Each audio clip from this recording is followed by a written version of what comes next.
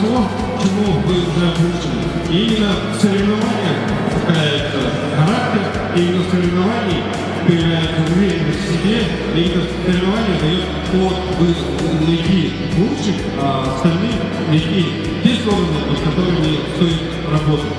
Я хочу вам пожелать в этих соревнованиях честной борьбы, хороших результатов, заслуженных побед. Добрый путь!